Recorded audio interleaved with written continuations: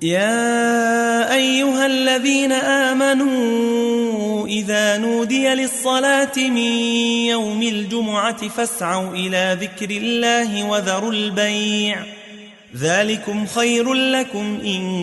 كنتم تعلمون. الله أكبر الله أكبر.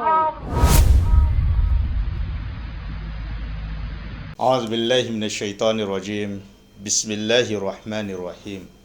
الحمد لله والصلاة والسلام على رسول الله صلى الله عليه وسلم. أما بعد، السلام عليكم ورحمة الله وبركاته. فالدنت نماناتن أرابا وانسكريتا panarakat stapka ni faitalaftin tevema amni zo maraina izo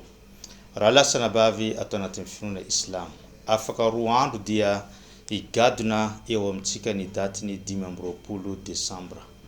Io dati dia arakani iresan Pirene na maneranzo tontolo zo de matetika makaziu ho feti na yan ko Noeli natirani pamnana Isa alayhi salam na Jesu Kristi ram ni finuna hafa no ilazana azy.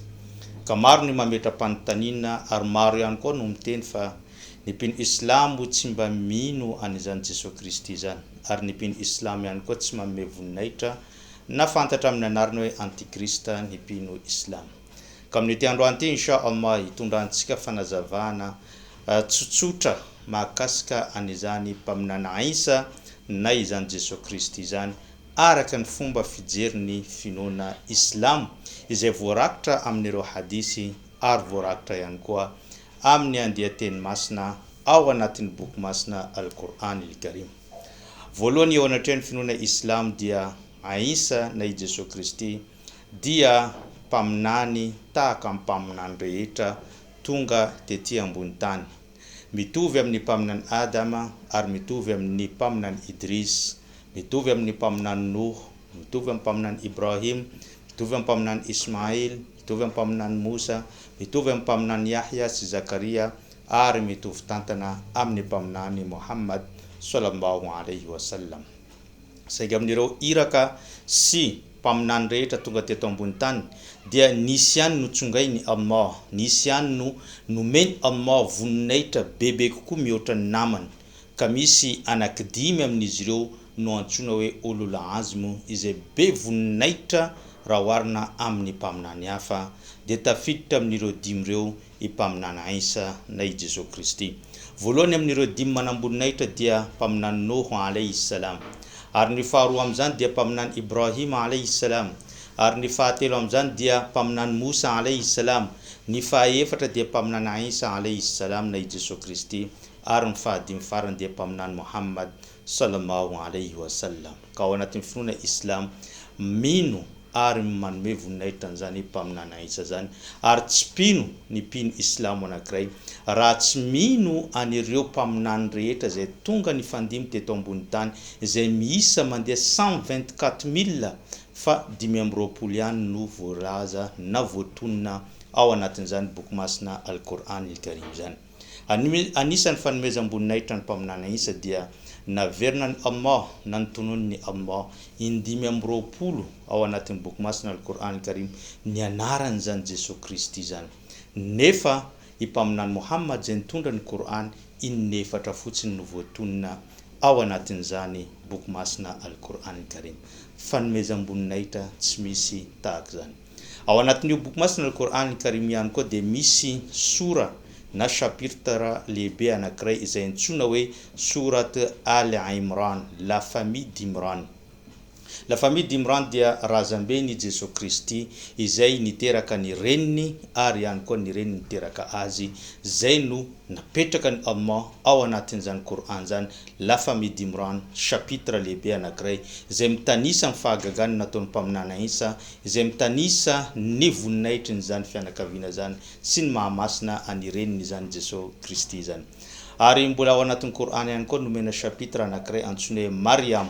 Marie reniny Jesu Kristi, chapitre anankiray milazalaza ny fomba nahabevoka azy sy fomba izay nateraka an'izany Jesu Kristi zany. Ary raha mahalala ny olona rehetra eto ambony tany na ny mpino kristianina na ny mpino Islam na ny mpino hafa ankoatran'izy roa reo dia miaramino ary miaramiaiky fa fahagagana lehibe no fomba nahateran'i Jesosy Kristy satria araka ny hita dia tsy nisy ray niteraka fa reny ihany no niteraka an'izany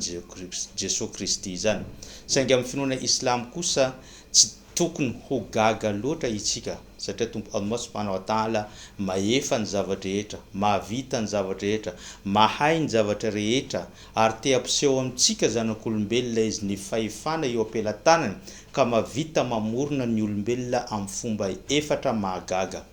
Ny fomba voalohany dia fomba izay nanamboarana ny olombelona tsy misy ray ary tsy misy reny. Dia i Adama alayhi salam namboariny Allah tsy misy ray, tsy misy reny. Ny fomba mahagaga faharoa dia Hawa na ny mamantsika Eva. Io dia namboariny Allah subhanahu wa ta'ala tsy misy reny fa nitsoahany tamin'ny taolany tehezan'ny Adama rehefa natory izy ka konsiderena ho nisy ray izy ny andohana fa tsy nisy reny kosa i Hawa. Ka rehefa izy nanamboatra an'i Jesosy Kristy nataony fanohitra amin'ny Eva dia namboariny izy misy reny fa tsy misy ray niteraka izany Jesosy Kristy ary ny ambaratonga faefatra amin'ny fanamboarana ny olombelona dia ny misy ray no sady misy ireny. Zany hoe ireo ambaratonga efatra amin'ny fanamboarana zanak'olombelona nasehony Allah mba ho heriny sy pirofo fa mahavita ny zavatra rehetra izy ary tsy refesy mandidy ary tompo-teny farany amin'ny zavatra rehetra izay ataony ka tsy tokony hagaga loatra na dia hoe lazaina fa mahagaga no nahateran'izany Jesosy Kristy eo anatrehan'ny finoana Islam. Ary ireo mpino Islam ihany koa dia mino fa nitondra fahagagana i mpaminany Jesosy Kristy. Tahaka ny mpaminany rehetra rehefa tsy nohon'ny olona na ny vahoaka eo amin'ny tanànany izy dia omeny Allah subhanahu wa ta'ala i karazana fahagagana entiny manapirofo ny mahiraka na mahampaminany avy amin'ny Allah subhanahu wa ta'ala azy. Tahaka amin'ny mpaminany Musa dia nomeny tehana izay mivadika bibilava. Ny mpaminany hafa dia nomeny zavatra hafa. Fa ipaminany Isa kosa dia nomena an'izany fahagagana zany famelomana ny maty, fanasitranana ny jamba ary fanasitranana ny boka ary misy fahagagana hafa zay voalaza ao anatin'ny Koran zay tsy fantan'ny finoana hafa. Fa i Jesosy Kristy dia mahafantatra ny zavatra any an-tranonareo ary Jesosy Kristy mahafantatra ny zavatra zay nohaninareo androany, ny zavatra zay afeninareo any dia fantany avokoa zany. Vokatry ninona? Vokatry ny fahalalana zay nomeny Tompo Allah subhanahu wa ta'ala azy fa tsy akory heriny manokana izany fa avy amin'ny Allah. Ary voalaza izany ao anatin'ny boky masina Al-Qur'an Karim manao hoe wa yu'allimuhul kitaba wal hikmata wat tawrata wal injil. Ary nampianariny Allah subhanahu wa ta'ala fahendrena izany Jesosy Kristy zany nomeny boky anankiray antsoina hoe Evanjily ary nampianariny ny fahendrena rehetra zay voarakitra tao anatin'ny boky masina Taorata sy ny Evanjily wa rasulan ila bani Israel ary na rehefa izy ho iraka ho an'ireo vahoaka Israeliana anni kad ji'tukum bi ayatin min rabbikum ka laza i Jesosy Kristy io fa zato tonga eto anatrenareo mitondra fahagagana sy pirofo famantarana avy amin'ny tomponareo anni akhluqu lakum min at-tin ka hay'at at-tayr fa anfukhu fihi fayakunu tayran bi iznillah. Zao izy dia tondra fahagagana ity tany ity dia amboariko endrika vorona ary tsofoka zany dia lasa ho vorona mananaina izany zavatra zany. Vokatra ninona? Vokatra ny hery avy amin'ny Tompo Allah subhanahu wa ta'ala. Wa ubrigul akmaha wal abrasa bi iznillah wa uhyil mauta bi iznillah. Ary zao izy dia manasitrana ny jamba, manasitrana ny boka ary mahavita mamelona ny maty vokatra ny hery avy amin'ny Allah subhanahu wa ta'ala. Wa unabbi'ukum bima ta'kuluna fi wa ma tadakhiruna fi buyutikum. Ary afaka holazaiko aminareo inona zavatra zay nohaninareo tany an-tranonareo sy zay afeninareo any an-tranonareo sy zay tehirizinareo ani an-tranonareo. Inna fi dhalika la ayatan lakum in kuntum mu'minin. Izany rehetra zany dia pirofo manambara fa iraka avy amin'ny Allah ary mpaminany ho anareo zanak'Israely mba ho an'olona zay mino dia holazaiko an'izany zavatra rehetra zany. Zany no tenin'i Jesosy Kristy fahagagana ny fiainany rehetra mba ho pirofo ho an'ny zanak'Israely ary mba hinoan'izy ireo an'izany Jesosy Kristy zany. Anisan'ny fahagagana ihany koa ekeny finoana Islam dia tamin'ny andro nahaterahany dia mbola voateraka himpaminana isana i Jesosy Kristy dia efa niteny izy ary ny Korany manamarina izany rehefa noendrika indrena fa nijangajangana ireny tamin'izay fotoana zay ka niverina tao Jerosalema dia nomeny Allah afatra izy natsindromandro hoe aza miteny mihitsy ianao fa io zaza io ihany no tondroy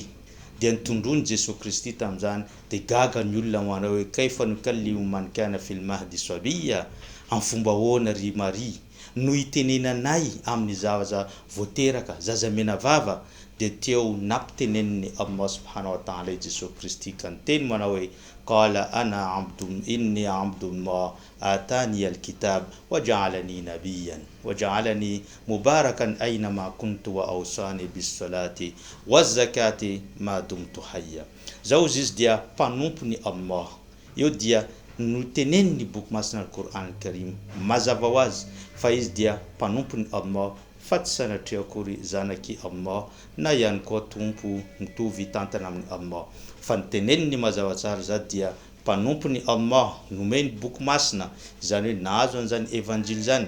wa atani alkitab wa ja'alani nabiyyan ary zao dia nataony ho iray amin'ireo mpaminany zay tonga teto ambony tany ary zao ihany koa ozy izy dia nosoavina ny zavatra rehetrarehetra na ny toerana rehetrarehetra zay andalovako dia feno an'izany fahasoavana izany ka zay nahatonga an'i Jesosy Kristy zay zavatra ataony dia feno fahasoavana voninahitra sy zavatra nomeny Allah subhanahu wa ta'ala azy tety ambony tany. Amaraparantsika amin'ny fandaharana dia tadio raha lasana vavy anatin'ny finoana Islam fa i Jesosy Kristy raha amin'ny fomba fijery ny mpino Islam dia tsy maty ny vonoina na tsy ny fantsina teny amboniny azo fijaliana satria raha fotom-pinoana finoana Islam dia efa voalaza ao anatin'ny boky masina al-Qur'an al-Karim rehefa nanao fahagagana maro izy ka nanomboka velim-pialonana ireo jiosy tamin'izany fotoana zany sy ireo mpanjaka tamin'izany fotoana zany indrindra ireo jiosy izay mpanasitrana sy mpitsabo ka nandeha nitory an'i Jesosy Kristy tamin'ny fanjakana Romanina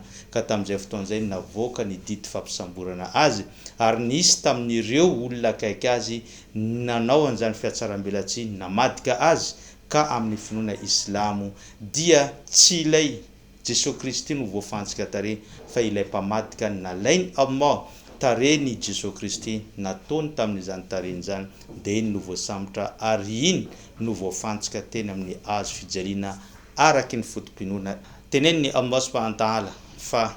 io Jesosy Kristy io dia anisan'ny famantarana ihany koa amin'ny fiafarany zao tontolo zao ary izany rehetra zany dia efa voateny ny tompo Allah subhanahu wa ta'ala sy voaporofo ao anatin'ny boky masina al-Qur'an al-Karim ka niteny izy manao hoe wa innahu la ilmu lis-saa ary ny fahatongavan'i Jesosy Kristy amin'ny fiafarany zao tontolo zao dia anisan'ny famantarana lehibe fiafarany andro farany na fiainana ety ambony tany. Mbola no amafisiny mpaminany sallallahu alaihi wasallam izany amin'ny hadisy izay notanteriny Huzaifa ibn Asad al-Ghifari qala niteny izy hoe indray andro izy zay rehefa niaraka mipetrapetraka zay samy mpanaradia ny mpaminany sallallahu alaihi wasallam dia nivoaka teo anatrenay mpaminany ka nanontany izy manao hoe inona zavatra zay ataonareo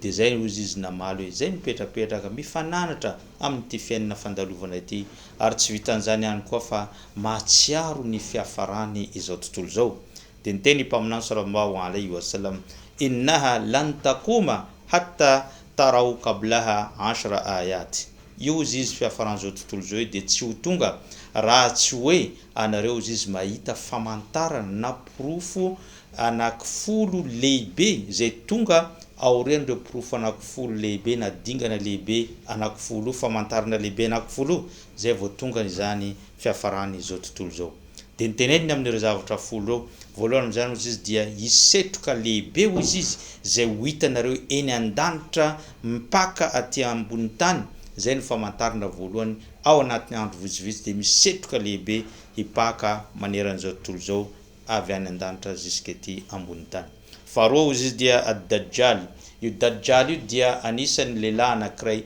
zay mitony tena ho Jesosy Kristy na ihany koa misantoka ho mpaminana isa misantoka ho Jesosy Kristy saingy manana maso tokana izy ary misoratra eny amin'ny endriny hoe kafir pikomy na tsy pino ani Allah subhanahu wa ta'ala. Ary io ihany koa dia no antony dinany Jesosy Kristy handeha mono an'izany dajjaly izany. Ary ny fahatelo dia wadaba, misy biby lehibe anankiray zay mananatra sy miteny izy amin'ny teny zay fantatry ny olona, ary io biby io dia mananatra ny olona mba hiverina sy hibebaka eo anatrehany Allah subhanahu wa ta'ala. Watuluhun shams min maghribiha, ary ny fivoahany masoandro avy any andrefana dia io famantarana lehibe fa ho avy ny andro farany. Wa nuzul Isa ibn Maryam, ary fidinany mpaminany Isa avy any an-danitra ety ambony tany mandeha mamona ny dajjal dia nisan'ny famantarana fa ho farana izao tontolo izao. Wa Yajuja wa Majuja, ary ny fahatongavan'ireo vahoaka mpanimba mpanao tsirariny zay antsoina hoe Yajuja wa Majuja. Ary manaraka an'izany wa salasa khusuf, misy éclipse anankitelo, dia ny éclipse voalohany éclipse lunaire voalohany any atsinanana, ary ny faharoa any andrefana, ary ny fahatelo dia ao amin'ny tanànany arabo ao Makka ao Arabie Saoudite no farany amin'izany éclipse izany. Wa akhir narun takhruju min al-Yaman tatrudu an-nasa ila mahsharahum, ary farany amin'ireo famantarana folo dia misy afo lehibe mivoaka avy ao Yemen dia mandroka ny olona handeha monjy ny toerana izay itsarana azy ireo na iafarana izao tontolo izao. Izay famantarana folo zay dia manambara fa efa hifarana izao tontolo izao, ka ny iray amin'izy ireo ny fiverenany mpaminana Isa na mpino Islam na ny mpino kristiany dia samy mino fa mbola hiverina izy ary ampanjaka ny rariny, ary tsara fa kosa ny tsy tovizana hevitra dia amin'ny finoana Islam rehefa tonga eto izy dia itsara amin'ny alalan'ny boky masina al-Qur'an al-Karim, ary ihany koa mpanjaka ny lalànany Islam ary anaraka ny sharia na ny lalànany mpaminany Muhammad sallallahu alaihi wasallam, satria io sharia na io lalàna io Qur'an io no boky masina tonga farany teto ambony tany, ka io no arainy fa tsy mitondra zavatra hafa, ary manamarina ihany koa ny fisian'ny mpaminany Muhammad sallallahu alaihi wasallam tahaka ny namarinana zany talohan'ny alany teto ambony tany. Efa nolazainy fa mbola misy mpaminany tonga ao aoriako zay mpaminany lehibe farany anarany Ahmad, dia izy io le Muhammad tondra n'izany boky masina al-Qur'an al-Karim sy nitondra ny finoana Islamo eto ambony tany. Zay ngamba ny raha lasa nabavy anatin'ny finoana Islam ny ambangovangony tamin'ireo fanazavana ny toerana misy an Jesosy Kristy sy ny finoan'ny mpino Islam any izany mpaminany Isa izany. Ka isorako anao nanaraka an'izany atranam-piandohana ka hatramin'izao fiafaran'izao ny tenako dia mametraka ny mandrapitafa ho amin'ny herinan'io toy izao. Wassalamu alaikum wa rahmatullahi wa barakatuh. يا أيها الذين آمنوا إذا نودي للصلاة من يوم الجمعة فاسعوا إلى ذكر الله وذروا البيع ذلكم خير لكم إن كنتم تعلمون. الله أكبر الله